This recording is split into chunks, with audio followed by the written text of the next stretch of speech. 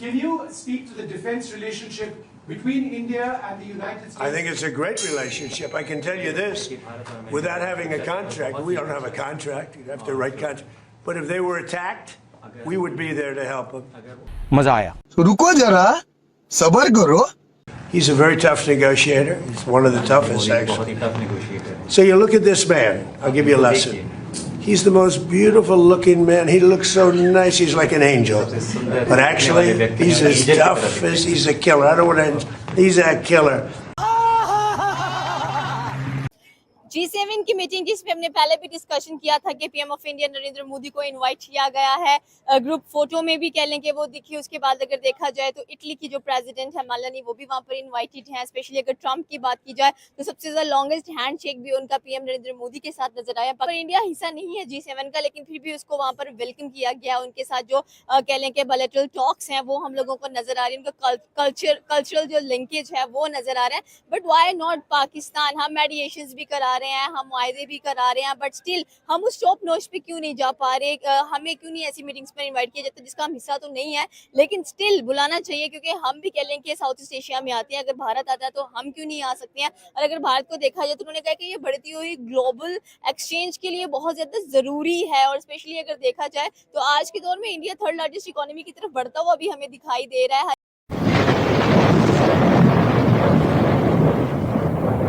बात सिर्फ ये है कि जो G7 की मीटिंग है, बेसिकली ये 7 मुल्कों की मीटिंग है। अगर भारत को उन्होंने इनवाइट किया है तो ये सेकंड लार्जेस्ट जो इकोनॉमी है इंडिया की, जिसकी वजह से उन्होंने उनको प्रेफर दिया है। हमारी इकोनॉमी का हिसाब लगा लें कि हम टोटली जो है ना वो लोन पे चल रहे हैं। हम IMF के बगैर जो है ना वो अपने डिसीजन नहीं ले सकते, जिसकी वजह से हमें उनके ताबे रहना पड़ता है। भारत की जो इंडिया की जो है इकोनॉमी जो है वो आप देखें कि दुनिया की सेकंड लार्जेस्ट इकोनॉमी है। तो जिसके पास ज़्यादा रेवेन्यू होगा, जो पूरी दुनिया में प्रोमिनेंट होगा, उसको नाम लेंगे। लेकिन अनफॉर्चुनेटली हमें भी इस काम में जो है, इस जो लोन का जो सिलसिला कर रहा है, इससे जान छुड़ानी चाहिए।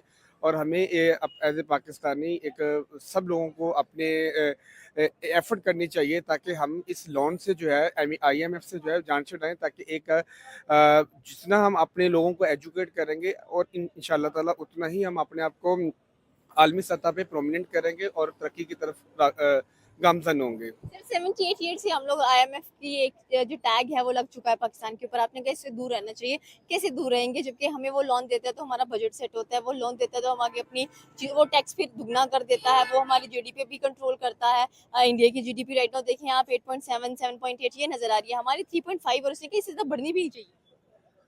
देखिए, हमें जब तक हम अपने जो एक्सपेंस हैं उसको कम नहीं करेंगे और अपना रेवेन्यू जनरेट नहीं करेंगे या उसको इन्हेंस नहीं करेंगे, तब तक जो है ये टैक्स सिस्टम है उसको नहीं बढ़ाएंगे।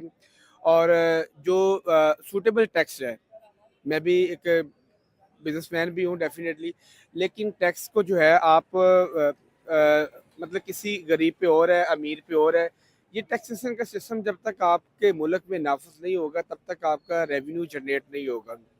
जब रेवेन्यू जनरेट नहीं होगा, आपके एक्सपेंसेस जो हैं वो दिन ब दिन बढ़ते जा रहे हैं। ठीक है, इसको कम करना पड़ेगा और रेवेन्यू जनरेट करना पड़ेगा और कौम को एजुकेट करना पड़ेगा। और अपने मुल्क में जो है बैरून मुल्क पाकिस्तानी है, उनको जो रेमिटेंस है उनको ज़्यादा से ज़्यादा जो है ना भेजनी पड़ेगी ताकि अपने मुल्क को सपोर्ट कर सके। हम हैं तो पाकिस्तान है, पाकिस्तान को आगे लेके जाना है तो और हमें एक टेक्निकल वे में काम करना पड़ेगा ताकि स्किल्स की जो डिमांड है उसको आगे लेके जाना पड़ेगा, जिसकी वजह से हमारी भी इज्जत होगी और हमारे मुल्क की भी इज्जत होगी। और आस्ता आस्ता हम ये जो IMF है इससे हम जान छुड़ाते जाएंगे। ठीक है सर, इंडिया और USA कितनी ज्यादा बनती नहीं है, लेकिन जब भी कोई मीटिंग होती है, जैसे कि G7 की मीटिंग हम लोगों ने बात किया, सबसे लॉन्गेस्ट हैंडशेक इनका ट्रंप के साथ नजर है। और ट्रंप इनके ऊपर कभी टैरिफ्स लगा देता है, कभी इनको हेल होल बोल देता है, कभी कुछ बोल देता है जो उसके मन में आता है। हालांकि इसके अपने बिजनेसेस भी इंडिया में नजर आते हैं, बट स्टिल ये इंडिया कितने अगेंस्ट क्यों है? जस्ट बिकॉज ऑफ दिस क्यों रशियन ऑयल बाय कर रहे हैं? बात सिर्फ ये है कि ट्रंप जो है वो पूरा अमेरिका नहीं है। ट्रंप के पीछे भी पूरी कबीना है जो कि डिसीजन लेती है और ट्रंप को आगे जो है नॉमिनेट करती है। ठीक है, और ट्रंप उनकी सेनेट तो कहते हैं कि हम तो जानते ही नहीं है इस बंदे को, ये खुद से ही ट्वीट करता रहता है। देखिए, वो प्रेसिडेंट तो है ना, ट्वीट तो उसने करना ही है क्योंकि वो मुल्क का एक सरबराह है। तो लेकिन बात सिर्फ ये है कि इंडिया की जो देखिए लॉबी जो है ना, बाकी पूरी दुनिया में दो मशहूर है, एक इंडियन लॉबी है, उससे पहले जो है वो जूस लॉबी है जो कि अमेरिका में मशहूर है, जो कि इन लोगों के जो जितने भी बड़े बड़े बिजनेस हैं उनके पीछे ज्यूज हैं, ठीक है। और ये जो नेतन्याहू है और जो मोदी है, इनकी आपस में दोस्ती भी अच्छी है as compare to other countries, ठीक है। और अमेरिका और इंडिया और जो इसराइल है, इसकी जो आपस में दोस्ती है, ये अंदर से सारे एक ही हैं। दूसरी बात ये है कि देखिए जो हकीकत है उसको हम जुटला नहीं सकते। बात सिर्फ ये है कि इंडिया दुनिया की सेकंड लार्जेस्ट इकोनॉमी है, लोग उसी को प्रेफर देंगे। छोटे मुल्क को माइट इज राइट का लॉ है, ये बेसिकली वो आप यही समझ लें कि गरीब को कोई नहीं पूछेगा, अमीर के साथ सारे लोग हैं।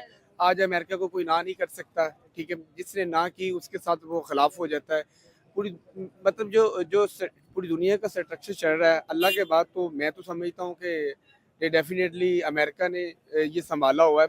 लेकिन अगर हकीकत में देखा जाए तो हमारी जो इज्जत आपने देखी है कि कहाँ नहीं।